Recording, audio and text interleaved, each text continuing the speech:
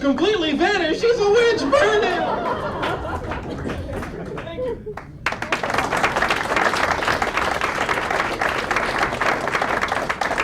Anybody will notice?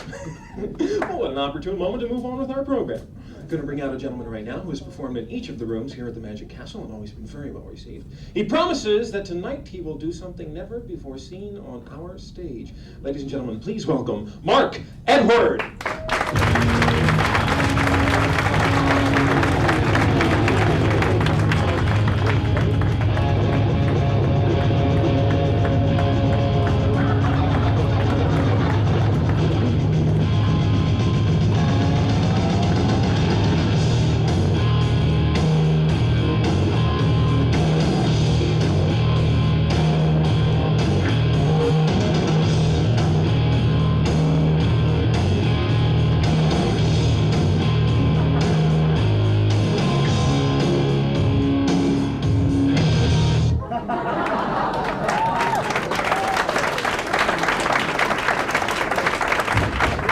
Good evening, my name is Mark Edward, and tonight we hope to show you miracles that you've never seen anywhere in the world before. And I think I can guarantee that by the end of this act, you will have witnessed something in the realm of the paranormal and the extraordinary.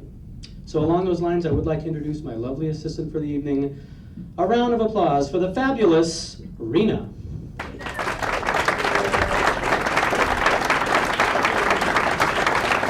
That's it, Rena. We also have another special guest that we've spent a lot of time to bring to you here at the Magic Castle. Yes, I know it seems funny. He has been trained for many years in the mystic arts. So again, this is his first time here at the Magic Castle, so please bear this in mind. And without any further ado, ladies and gentlemen, Emperor of all dogs, Jim.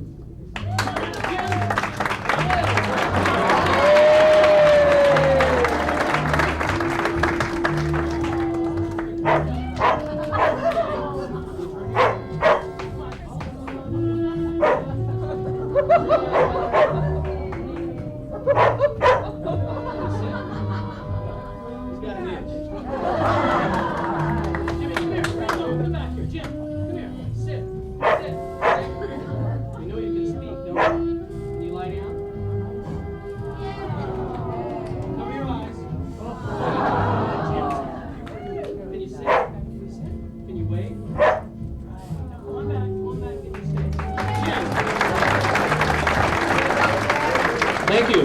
Just like your dog at home, right? Wrong. I will explain why. Jim is a very special dog. He was taken at a very tender age from a litter of border collie pups for his psychic abilities, which have been proven time and time again to be 100% correct. You may have heard of psychic animals before? Sure. Thank you, sir. He comes from Scotland. He is a Scottish border collie. He comes from a proud Scottish heritage where all the animals have what is known as second sight, or the ability to actually look into the future. Seems funny, but it is a very serious thing. I'd like to give you a few examples. You may have heard of animals crossing great land masses to find their owners without any clues, or cats saving people from burning buildings. Have you heard of this? Or predicting earthquakes. This is a favorite thing. They say that dogs can actually tell an earthquake is going to happen. I'm going to let you know during the last earthquake here in Los Angeles, Jim not only ran around the yard and barked 10 minutes before the earthquake hit, he changed the batteries in the flashlight and shut the gas off. Over here. Excuse me a moment.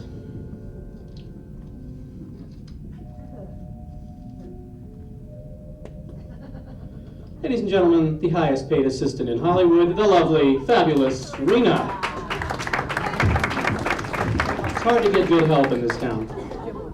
Here is the prediction ready to go. We're going to try an experiment in the powers of mind reading. And I'd like to tell you what happened backstage before the show. What we did is we put some cards out on the floor. Now Jim goes into a deep somnambulant trance, and during that trance, he will walk across the cards and he will stop on one that he feels is going to be predicted for the 8:30 show. So he has made his choice. We have it sealed in an envelope, and as you can tell, he's dying to come out here. I'm going to ask him to bring the envelope, please. Good job, Jim. Thank you. Excuse me.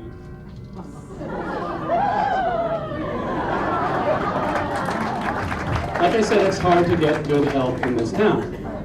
So we're going to try a little experiment using your mind, so I hope some of you still have that with you after the holidays. And I'd like to use a married couple. Is there a married couple in this front row? What are the chances that that could be true? On the end, you're married.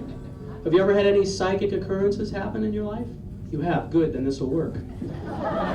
This lady right here, let me try a little experiment. Again, we did not plan anything. You have no idea who I am or what I'm doing, correct? Perfect. Now, do not give me a hint. Do not say a word. I'm going to try and get a mental impression directly from your mind. So here we go. Your name is Carol, am I right? What is your name? Mary. Mary Carol. Close enough. You know, it takes a while to warm up. Mary, let me ask you this. Do you have a sister or mother-in-law named Carol? Or did you sing any carols this year? Thanks for working with me on this. Well, her mind is certainly receptive enough. Let's try a little test. We're going to use these cards. Now, I wouldn't lie to you. I'm not going to tell you this is a normal pack of cards. But if you were the brawny paper towel guy, these would be normal to use. Big hands. Yes. Also, these are unusual for another reason. This is what happens when you ask someone to cut the cards, and they take you literally. These have been cut diagonally for testing the powers of ESP, or ESP. I'd like to show you what the cards look like. Very important you note that all the cards are different. The only cards that are the same are, yes, you probably psychically guessed it on your own, the cards that are on the other side. And I will show you these. Now, Jim has made his prediction about one of these cards. It is sealed in the slobber-proof outer liner that we use exclusively here in Hollywood. I want you to note that not only is the prediction inside in another sealed envelope, but it has Jim's paw of approval stamped across the very front of the envelope, over the flap. That way you can make sure no one will get near it at any time. I'm going to drop it into the high-tech plastic stand thusly. Thank you. So, are you ready to try this? Just hold your hands up, 2 fingers straight up towards the ceiling, just for a moment. You don't have to come up. Just, which hand would you use if you were going to do a psychic test? Right or the left? The right. This is okay, but they say the left hand is traditionally the more psychic hand because it's closer to the heart. Did you know that?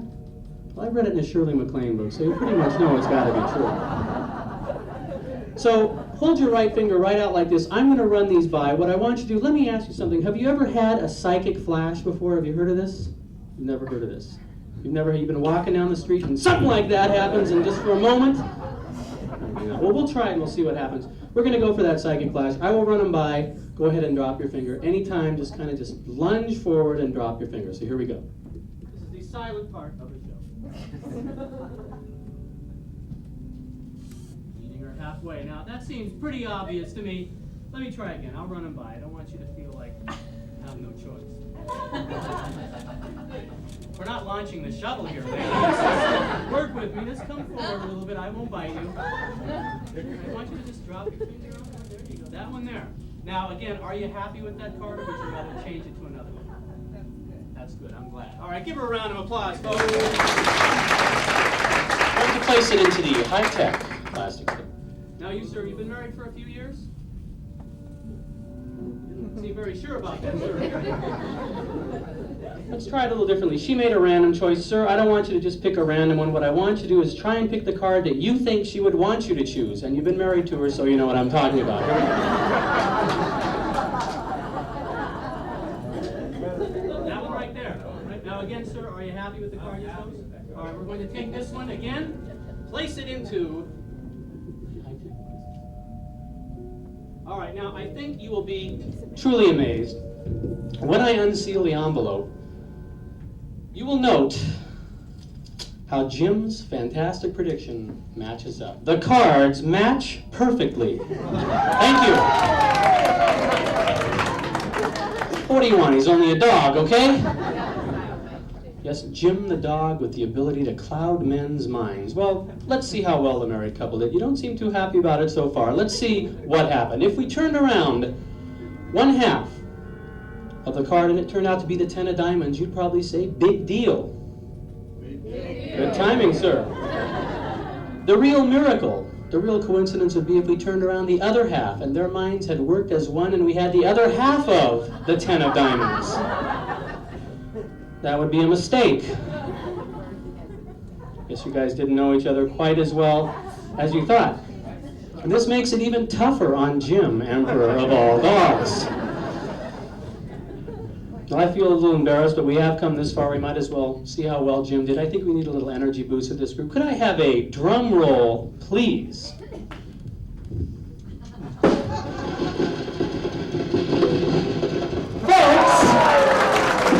I can barely believe it myself. Thank you. Must be the luckiest night of Jim's entire life. So now, ladies and gentlemen, again, we're going to try something for the first time at the Magic Castle that we hope it's never been done before. And please let us know if it has, as we'd like to hear about it. We are going to attempt to nullify the laws of gravity, an art practiced by the holy men of Tibet, who are credited with being able to project their bodies through space, an ancient rite known to the priests of Chaldea and a closely guarded secret in the temples of Babylon for countless centuries. And so, with this invisible force and a powerful magic spell, we bring you a levitation.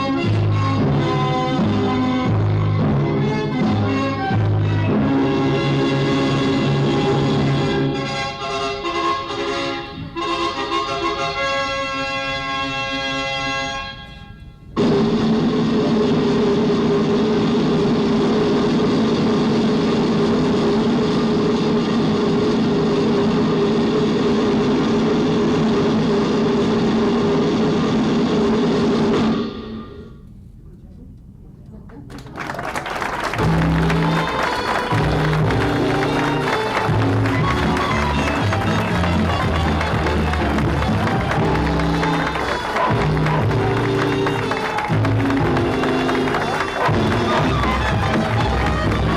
and gentlemen, locked in with Rena and Jim, Emperor of all dogs.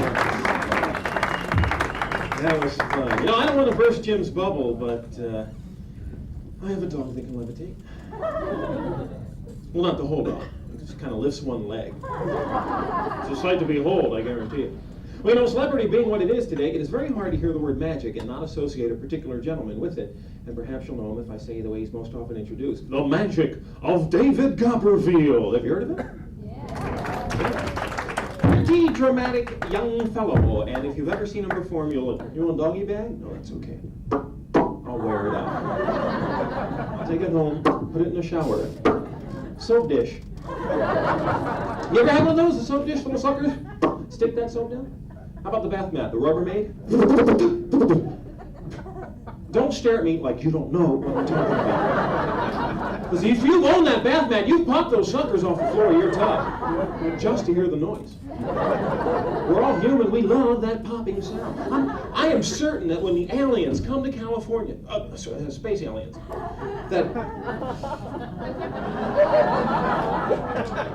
2, 3, 4, that when they land, they will lure us on board their spaceships with that plastic bubble wrap. They'll be like, wait, come on, I want to pop some of those, wait! You order something mail order, that stuff's more fun than what you got. There's not a person in the room wouldn't pop that stuff if I put it in front of them right now.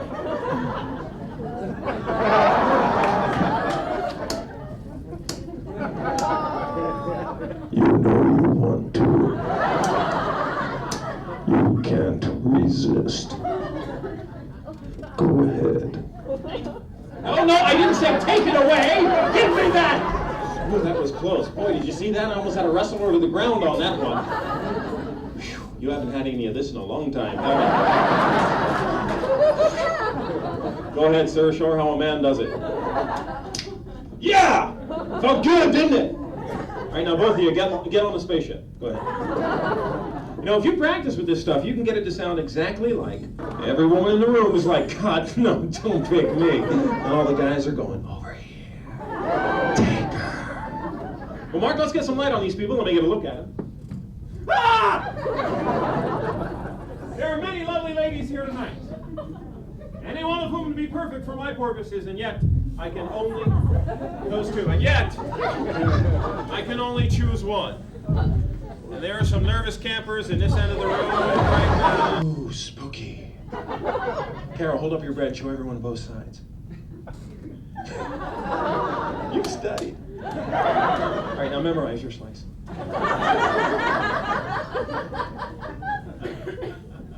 Good. That's fast, Mensa. All right, go ahead and put it in the toaster for me. Perfect. One slice in the front. You're a good cook. I have some cheese. Pardon me while I shuffle. You play cheese? We got a big game of Velveeta going after the show. We got this piece of bread fired up. Inside that bag, Carol.